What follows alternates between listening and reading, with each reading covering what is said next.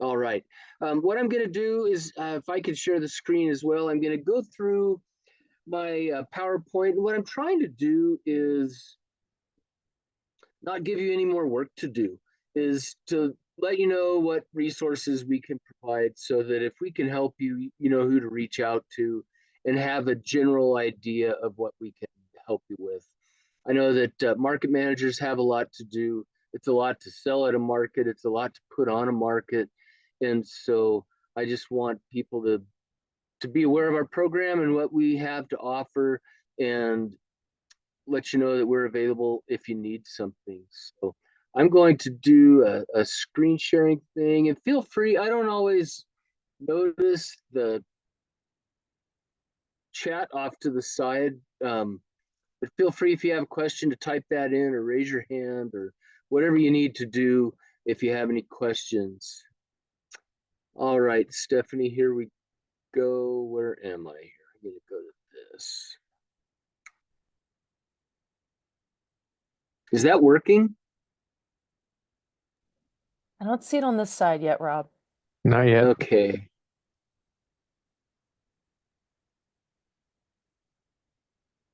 Aha. Well, no, let me try this again.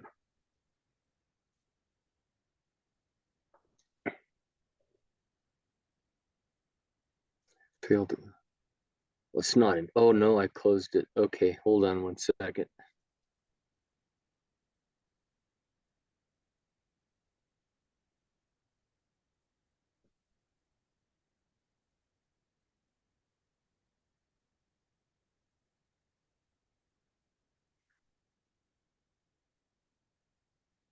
I know it's here somewhere. Share. It has failed to start. I'm gonna go back to the beginning here and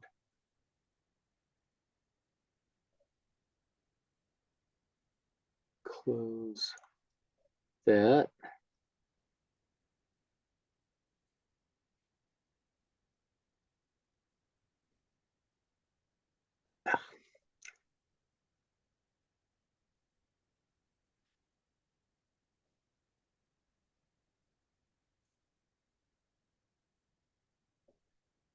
Okay, let's try this again. Share screen. Oh, look at that. There we go. Can you see it there now? Good to go. Okay, beautiful. I'm gonna make it bigger and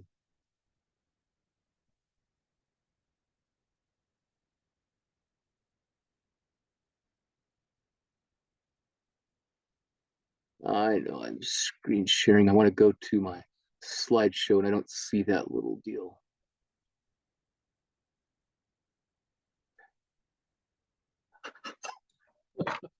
Hey, Rob, It's all over here. it's And okay. we'll get this narrowed down. Let's see. Okay, I'm There's gonna stop sharing and go back to the beginning. Screen share. It's like twice. There we go. And I want to make it bigger. Can you see it on your side? Hey, Rob, if you Yeah. click on the upper left-hand corner, there's the little screenshot. Yeah, a little bit to the right. Try that one. Oh, mercy. How's that? Yep, you're on the second slide now. I am. And there's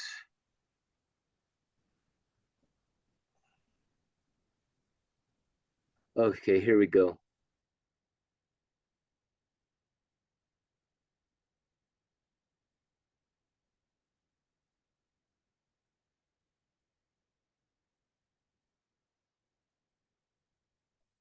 Here we go. I'm at the beginning. The what I wanted to do, this is an ugly slide. The label's not in itself ugly, but this conjures up ideas in your head if you're a farmer's market manager or if you're a farmer. Some of them are positive, some of them are negative. I've been certified organic for 15 years, so I look at this as a positive thing. And I guess what I'm trying to to say we're talking about marketing and how to set your business or your market apart. And I want you to consider that having some certified organic Right. producers in your marketplace or considering being certified organic it's a good marketing move. I noticed that let's see if I click here, there we go. These are some figures as of 2023. They're projected 2024 and on. This is from the Organic Trade Association, which is a huge organic industry advocate and kind of a clearinghouse for data. The total organic sales in 2023 totaled just under 70 billion, and it's up roughly 3 to 5% every year. So these figures on the right are projected increases. And my only point in showing this slide, there's actually a lot of stuff here to talk about, but the only point I want to make is that interest in and demand for organic products are continuing. And as a marketing tool, if you have organic vendors in your market, it brings people to your market who are looking for those products, and it also exposes other vendors, tradespeople, people that have other products, value-added products. It exposes them to increased customers as well.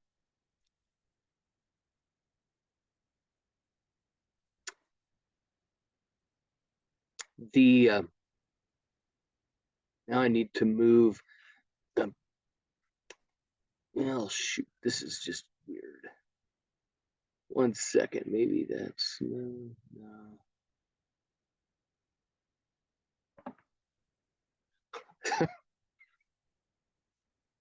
Oh, I'm having technical difficulties on my end, and there's things over the things I'm trying to click on. So, but anyway, there is an increased demand for organic products, as the previous slide just illustrated.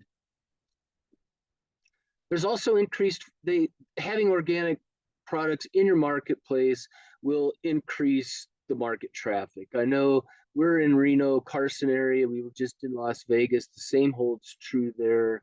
It holds true even in the Elko area, where you have people that are moving from Utah and areas to the east. People that are moving from states like California that has a rich and diverse and deep agricultural industry. People are used to having access to fresh food, to locally produced food, and attending a lot of farmers markets over there, just doing my own research. There is a lot of organic products in the marketplace. And in California in particular, this sign, the old ones are made out of masonite and they're weathered. It's like a status symbol in the farmers market for people to be able to have that sign posted. And we're noticing at the Carson City Farmers Market, people who are coming from California, and they come to our booth looking for organic products, and they recognize that sign. They come to the market initially looking for organic products, and that exposes the other people in the market to increased traffic. And so that is a definite advantage to having organic producers in your market. It increases the business really for everybody. And this is a big question. What is organic? The ultimately, organic, I don't like the government telling me how to define things. I'm a chemist by training, so organic reminds me of carbon chemistry. And so this concept that the government defines organic kind of sits in my craw. It raises the question, and people have asked me, well, then why do you do it? I do it because it's been good for my business. It's a quantifiable, defined product. The inspection is vigorous, very vigorous, causes a lot of stress on the farm for a couple days a year. But the people who are looking for an organic product, particularly when they're buying from a small local farm, they can rightfully assume and make some assumptions about what it is they're purchasing. So this 7 CFR Part 205, organic is determined in federal statute. And we'll go over that in just a second. I've got some other things to work through that are great resources. There's the Organic Integrity Database. USDA keeps track of all certified organic entities worldwide. There's thousands of entities on this database, and there's ways to narrow it down and get more information. But the Organic Integrity Database will tell you if someone is certified organic or not. And then there's this little known, little understood idea of organic exempt. And I want to go through these points with you. Organic exempt, and there's a farmer here in Dayton who has been around for many years. When he started, I'm not sure what his current situation is. He was generating less than 5,000 gross, and that should say organic sales. If you're selling meat or honey or something that you're not claiming is organic, and say you're only growing organic vegetables, then if you're selling less than $5,000 gross in organic vegetables, you can call them organic if you're adhering to the NOP, which I'll refer to in more detail in a minute. There's no records or inspections required. That's the beauty of this for a small producer or a very small market. If you're in a rural area, is that you're not inspected and you don't have to keep records. Now, I would recommend keeping records because it's just part of it's part of the data that you would utilize as a farmer to make changes in upcoming years, or even in the present case. You know, if you identify something, you look at it, this isn't going well, you go back and you look at what you used, what you planted, you could say, okay, I need to do this differently now. So records are a good thing.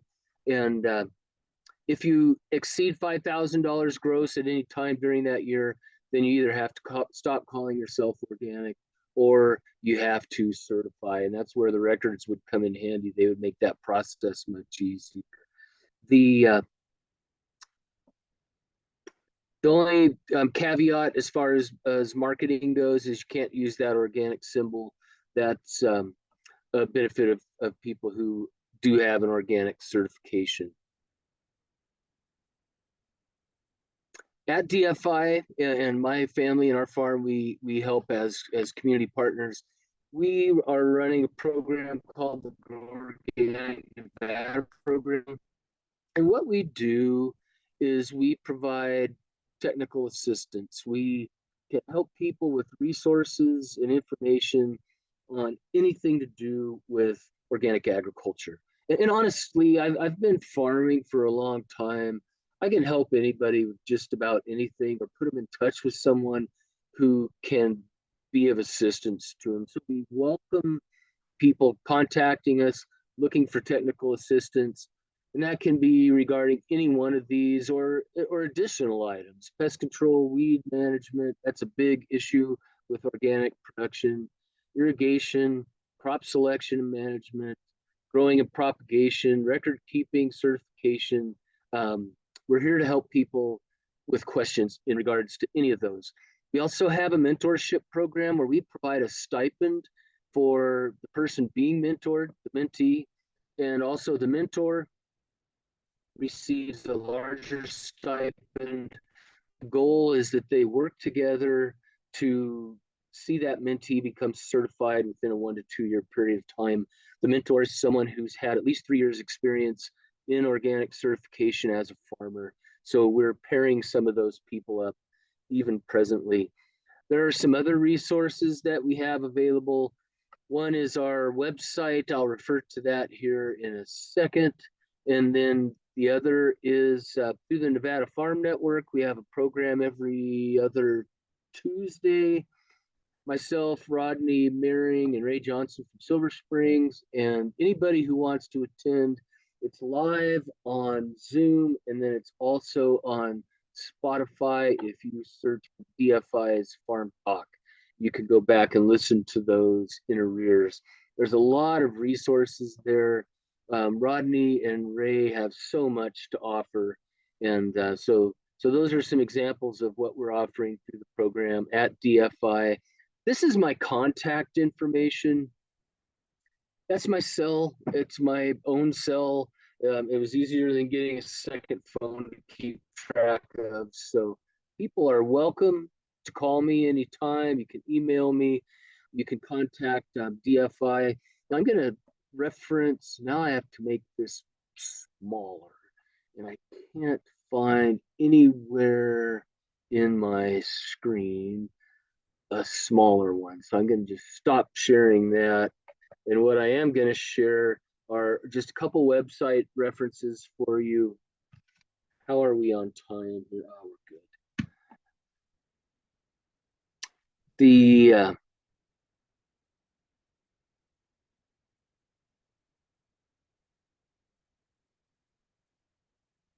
This is the DFI website.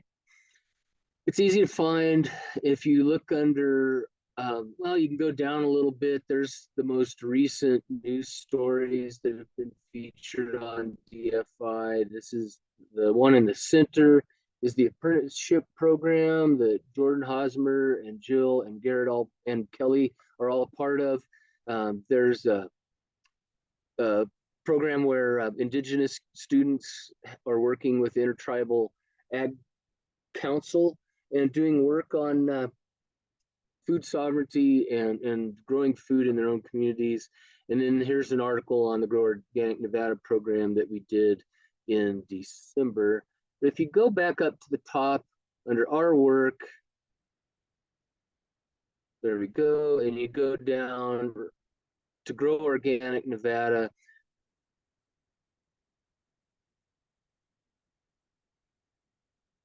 I think part of it's my slow rural internet is causing me grief here. This is the information on our program. And you can refer farmers to this who might have questions, or you can refer them to me. There's just a lot. My point is there's a lot of information out here, and I'm available to help people sort through it if they think organic production would be pertinent to what they're trying to do. These are resources through the National Center for Appropriate Technology. There's a lot of additional resources on ATTRA, TTRA, the ATTRA website. There's me. I need a new picture. There's a lot of information up here that we've posted to our website. There's also a library with the Nevada Farm Network where there's a host of additional information on organic practices and small farming. The another thing that we can, maybe I'll do it this way.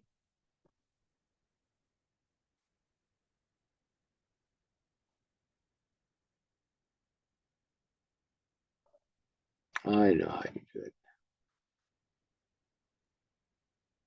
That's the website. That's, we can go back. I'm just gonna, no. Screen sharing is paused. I don't want it to pause.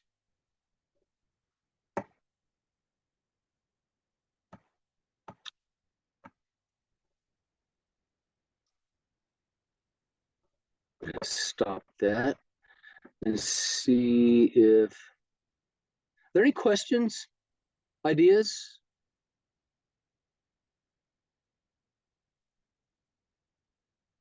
I'm gonna try this one more time, but I'm not finding my Microsoft stuff right. Oh, here we go. I'm gonna go to here. Oh, it's hidden behind. I found it. Here's the organic integrity database, and I would recommend using the advanced search.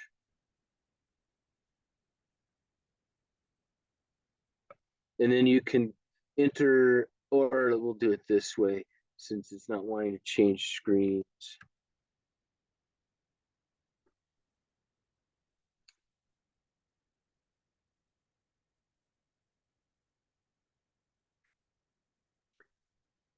it's just very, very slow on my end, and I apologize for that. So I didn't get anything. So I'm going to close that one. That's just it's a big slow website. This is a reference to the Code of Federal Regulations that defines what organic practices are. If a person's genuinely interested in organic production, just read this. It's logical and straightforward. It's not a bad read by any means. After you go through it, you can highlight what's important for what you're doing and what's not, and the rest of it you never have to look at again. But this is what defines what certified organic and organic farming are. And if you go down to section 101, that defines the exemption that I talked about with 5,000. And there's some additional information in there for processors and handlers. And so it's very possible that your businesses or businesses within your marketplace might be able to use the term organic without being in violation of the statute. And so this is where to send them, is to that particular statute. The talks about record keeping. It talks about everything. This is the reference for organic certification. It talks about, I know it's part of FSMA, so it's part of Nevada's producer certificate now, is the 90-120-day rule. That actually originated in organic agriculture because there was a lot of raw manure being used in organic agriculture, and they had to come up with some safety things. So that's where that 90-120-day rule originated, was part of this. There's a lot of information here, and I can help people wade through it if that's something that interests them. This is a great reference. This is strengthening organic enforcement frequently asked questions. This is current as of January, so that's just last month. And down here, I think it is question 4 needs to be certified. There's another one on exemptions in here. Is question 10, what operations or activities are exempt from organic certification? And so this may be something that applies to people. And again, I can't reiterate enough that whether or not a person is using that term and they fall under the exemption, they have to be in compliance with that set of federal statutes. And if they are, there's no issue because there's no record keeping or inspection required. There's a level of personal integrity involved, that a person who says they're doing that is actually doing that. I'm not one of them, but there are self-policers within the organic community who will challenge people if that's not the case. And I'm not saying that should or shouldn't be the case, but there are people who will make an issue of that if someone's not in compliance. Here's another, and I can send these to anybody who requires them. I keep them handy. This is just a short summary on what farms and businesses are exempt from organic certification. So this is a great resource, and you don't have to, we've been there. So I'm going to stop my screen share. Okay. So the long and the short of it is, there's a lot of information that we have access to on organic production. And you don't have to know it all, and I don't know it all, but we can find out for people who are interested. And we can put you in touch with those resources. And so I just want you guys to know, and for you to be able to let people in your market know who to contact if they have a question about organic production. Any questions, any input? If I could just jump in for a minute too, I think it's important, putting on my SBDC advisor hat, right? It's important to identify that while being certified organic and producing or growing your products organically is connected to a set of values. And those values might be motivated by health decisions. They might be motivated by environmental concerns. The certified organic program is a marketing program.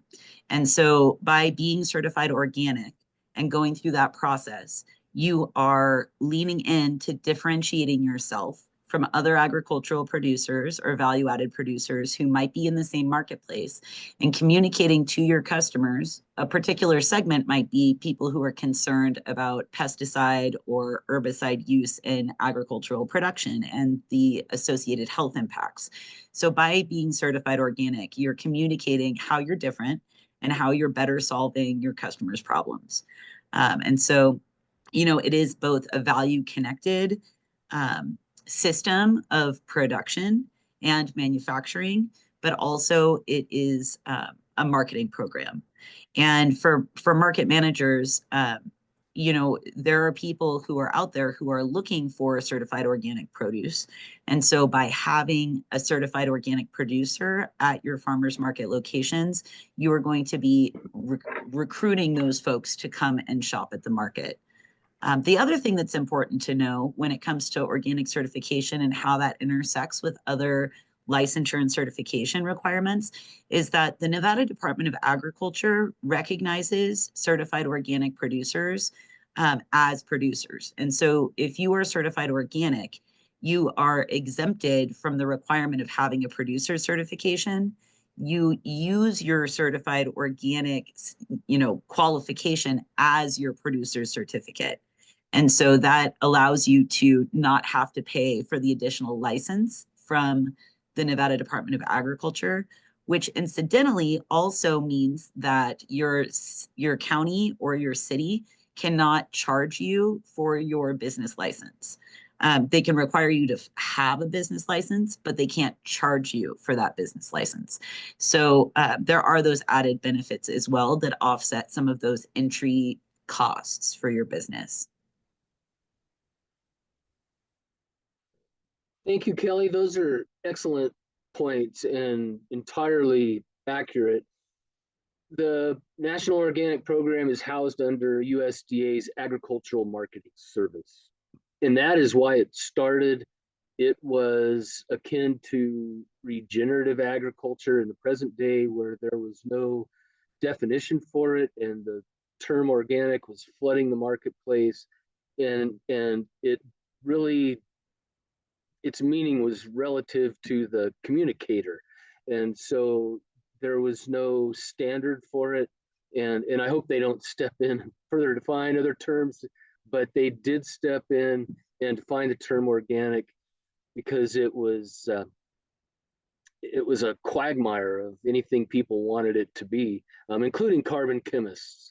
It was confusing. So they defined it, and on the whole, it has worked, and particularly in regards to small and medium-sized farms that take a lot of care and integrity in the products that they produce. When people see that label in the farmer's market or the marketplace, it carries some weight with it. And honestly, the inspection process, I see it on my end. There are big farms all over the world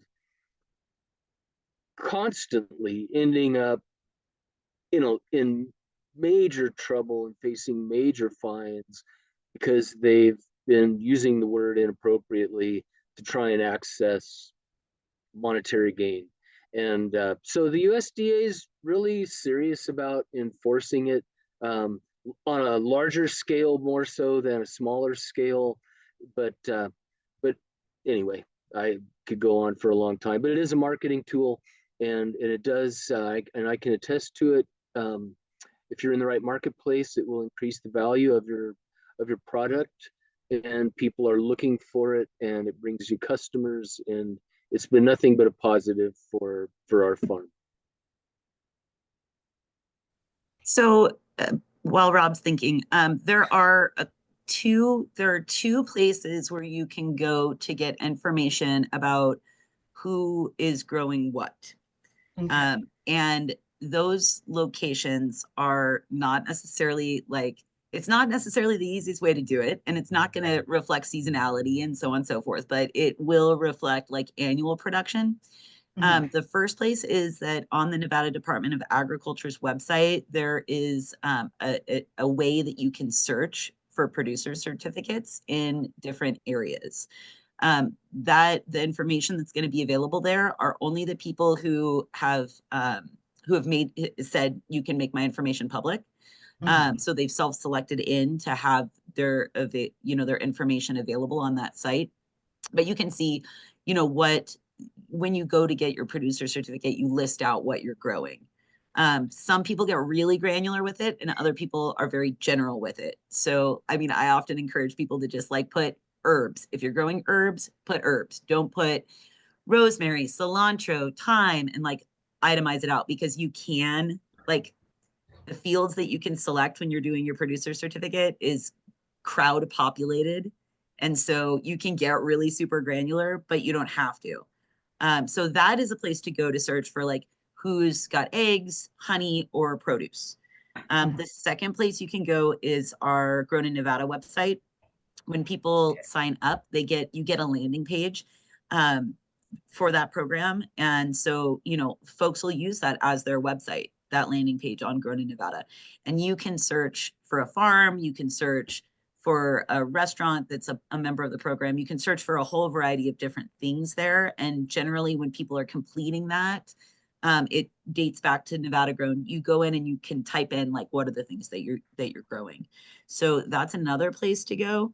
As far as the organic information, the producer certificate page won't tell you if they're organic or not. The Nevada Grown page or Grown in Nevada page will if the farm owner includes that information. So that's a kind of a helpful resource. It might not get to the organic specifically, but there it is. Nevada Farm Network could also be another option as well. I'll drop the links to that website. There's also an online network available through them where you could make a specific ask. Hey, I'm looking for this. Does anybody know where I could find it? And that was kind of one of the intentions of that kind of online community. I'll send those links over. Thank you. I would add to second what both Stephanie and Kelly have said. The Grown in Nevada program was the first thing that came to my mind. And being a certified organic producer, organic producers are going to use that to differentiate. So they'll show up. I can't imagine any of the organic producers that I know who are in there wouldn't indicate that their products are organic. So that would show up. There's information there about farmers markets and what's when you get to different farmers markets, that tends to point you specifically toward that farmers market's Facebook account or website. I know the Carson Farmers Market has information on all of the vendors on the website. So there's really no single clearinghouse for the kind of information, but the Grown in Nevada and the Nevada Farm Network are good places to start for that. And then they'll help you narrow it down from there.